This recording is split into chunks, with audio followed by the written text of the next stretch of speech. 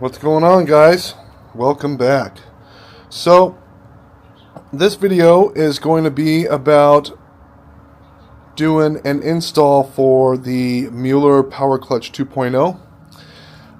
So I want to kind of show you what we are getting into. So we're going to be opening up this guy right here, and we're going to be readjusting the clutch on the other side, and I'm also going to be installing the metal version of the clutch adjuster on the other side right in here.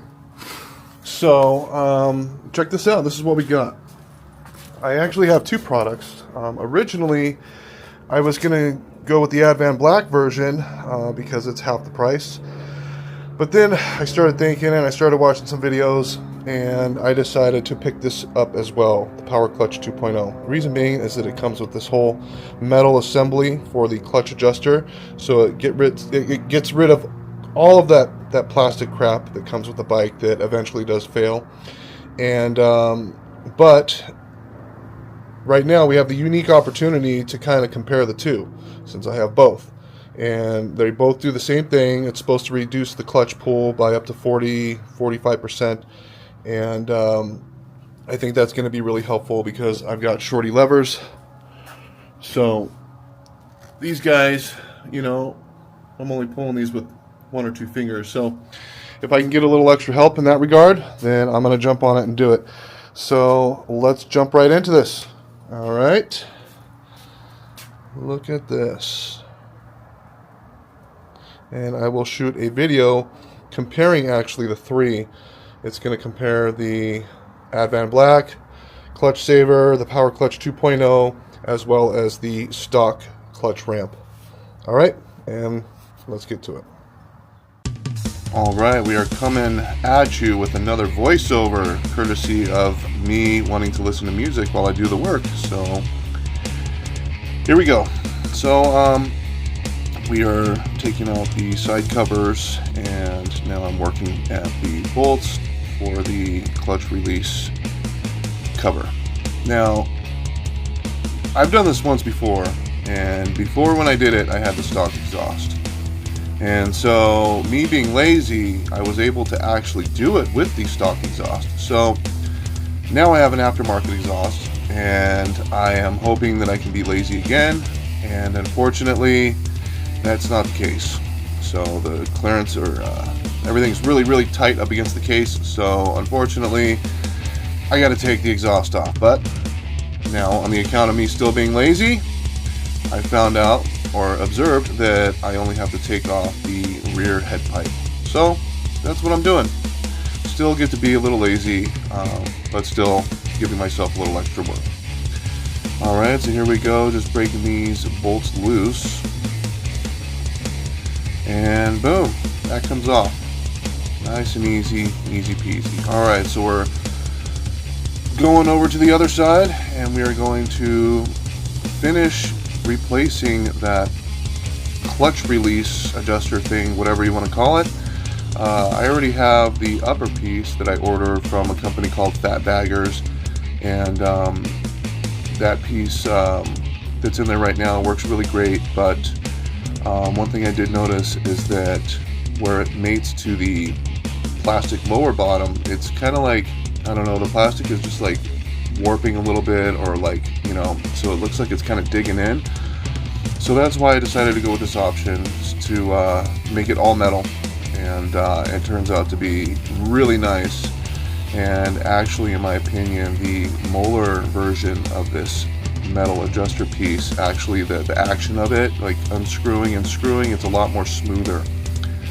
So here I am just working out the clutch cable. Now that thing was kind of a pain in the butt, and I gave it the old New York salute, and so finally got that loose, and now we just have to pry open these tabs to finish pulling off the bottom clutch cable plastic piece.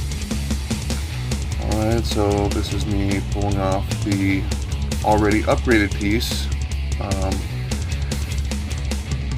There's a little O-ring, which is, you know, there because it sits in the plastic piece, but now The new one doesn't have any of that. All right, and I don't know.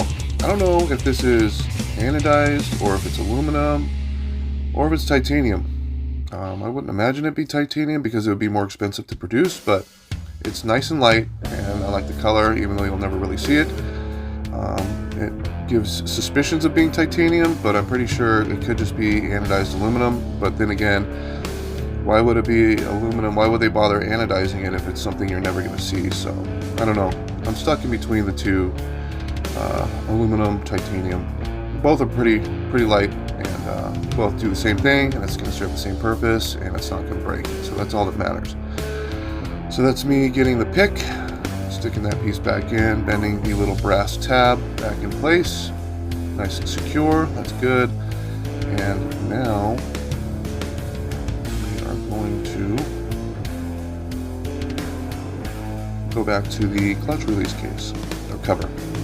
All right, so this retaining clip is a little bit of a pain in the butt to work around, maybe just because I have a cheap pair of snap ring pliers, but I do eventually work it around. And then when you work it around and get one side like out in the open, you'll know when you spin it around, you can just kind of pull the ring out.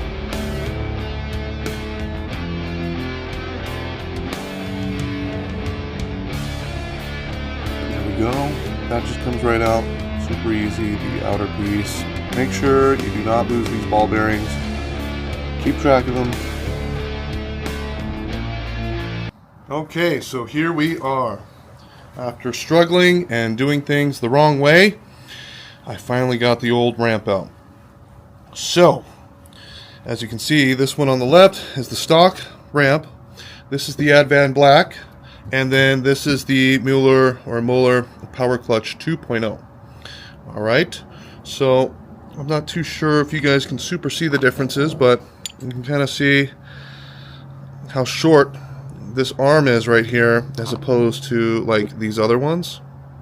So I think that's kind of where you are getting most of the benefit of the upgraded clutch ramps. So also one thing to look at are the actual ramps themselves. So let's see if we can kind of do this and do this. All right. So as you can see right here, the stock ramp and the Muller ramps, Power Clutch 2.0, they both look like they're a casted metal part. Versus if you look at the Advanblack, this is completely machined.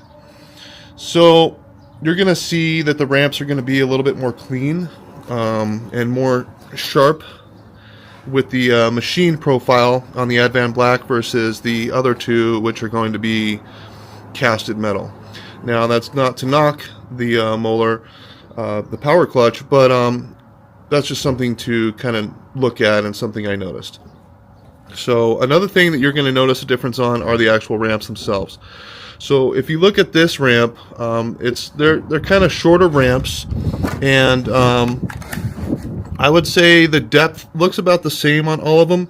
But if you look at these other ramps on the Advanblack and the Power Clutch, they're a little bit longer of a ramp, so it's more of a gradual climb for the ball bearing on the inside. So that's also what's going to help with the smoothness of the pull. So and then one other thing that I did notice with these is, so you see how tight this is? The clearances are pretty good on this. Now they're not so tight with this. You can kind of see a little bit more movement here. I don't know if that really matters, but on the actual stock Harley-Davidson one, it's tight, just like the Muller, the Power Clutch. So I really don't think that that's gonna make any difference of any kind, but that's just something that I noticed. And you can kind of see, yeah, everything is like pretty much spot on with the Power Clutch and the Clutch Saver. So I think I'm going to go with the Power Clutch, just because I went ahead and put in the metal clutch adjuster on the other side by Muller, whatever. And so I think I'm just going to go ahead and stick with this. Now, what I'm thinking about doing is possibly giving this one away. So, not that I have a copious amounts of subscribers, followers, or viewers of my videos, but feel free, leave a comment, and let me know if I should do a little giveaway on it. I feel like these two will perform the same. I didn't really notice any difference in the RAM, so I literally feel like this is going to perform exactly the same as this. Just one thing that I noticed is that the machining on this is really clean and spot on. So maybe comment, and then maybe I'll do a little giveaway on it or something. So I'm going to go ahead and put this guy in, and then we're going to wrap this up. Alright, here we go. We are going to be reinstalling with the power clutch. Alright, so just slap those ball bearings in there.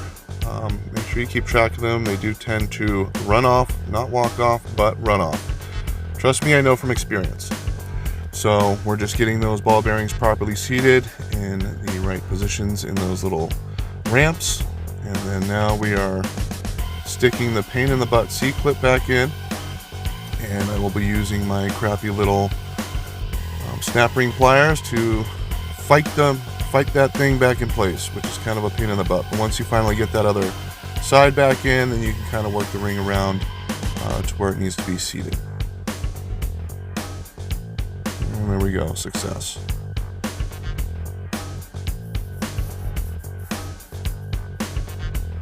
Alright, so definitely make sure you want to pull off the old gasket, or else it's not going to seal properly. And then next, what I'm going to do is I'm going to use all the hardware and chase all the threads. Unfortunately, I don't have a thread chaser set yet. That is on the wish list, so for the time being, I'm just going to reuse all the hardware and chase all the threads.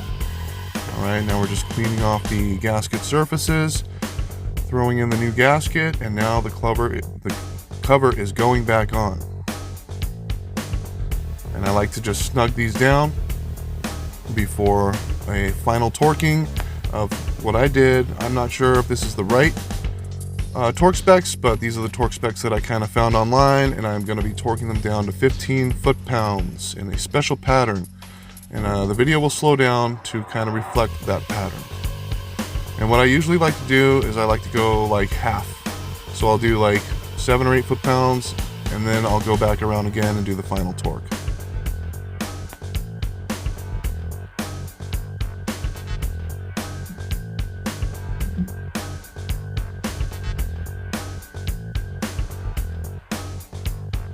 Now before, when I did this, because the exhaust was on, I did not torque them down to spec, but you know what, it was okay, everything was fine, there was no leaks, nothing broke. So if you can't really get a torque wrench in there, if you don't have one, it's okay, just tighten them down to tight. Now I'm going to be pulling out the old exhaust gasket and putting the new one in. Make sure you do so with that as well. And now the head pipe is going back on. Make sure you plug in the O2 sensor. And now we are putting on the muffler. Now this exhaust was an absolute pain in the butt to get off, and it did fight me going back on. Probably should have put some anti-seize grease on it. Now we're going to put on the tension springs. Now that bottom one is being stretched to all high heaven, so I don't know what is going on, but this exhaust had a little issues when I bought it and getting it fitted on right, and I had to send it back in to have them recut it because they had a bad batch, Sawicki, so I don't know. It's a great pipe. I like the sound, but I think I might switch it up here in a short while to like something different. Alright, now we're just torquing down the head pipe nuts, and I torque those to 140 inch-pounds. It's a little bit tighter than spec, but again, that pipe was a bit of a pain in the butt, and that rear head pipe likes to come loose, so I'm always having to retighten it. Alright, so now we are doing the drain plug. Definitely make sure you have a nice little stockpile of those O-rings. Always switch out the O-rings every time you undo the drain plugs. Now I don't know what the torque spec is for this, so I'm just going to tighten. Alright, so now we are doing the primary cover. Pretty easy, self-explanatory, and now we got to readjust the clutch. Now, for me, for my application, this changes the adjustment. So normally I do it like just a touch over a half a turn, but now I'm actually at a full turn, and it's still not quite right, so I'm gonna have to adjust it again, and I'm gonna have to go like maybe 1 1/4 turns, so that neutral is easy to find and that everything shifts nice and smooth. So just a forewarning that this is going to change your adjustment. And now we're torquing those to 100 inch-pounds. Alright, and the final adjustment. Now this is why I'm so happy I went with this one, because it's like butter. Before, you have to kind of use the wrenches to spin them and tighten it, and like this, it like the fitments and everything's just so great that you can just kind of do it by hand, and then a final jam nut tight, you know, with the wrenches. So that worked out perfect, and it looks really great. Now, one thing I did do extra was I did put a zip tie on the bottom, because with the stock piece, it has like a little plastic bump stop kind of, so that that little cover doesn't slide down. So you might not need to do it, but I just put the zip tie there so that it doesn't slide down. All right, and then just giving a quick little wipe on the pipe. You usually want to wipe it down. Don't leave any oil residue from your hands on there. Now we're just putting everything back together, side cover, and then we're going to top this baby up.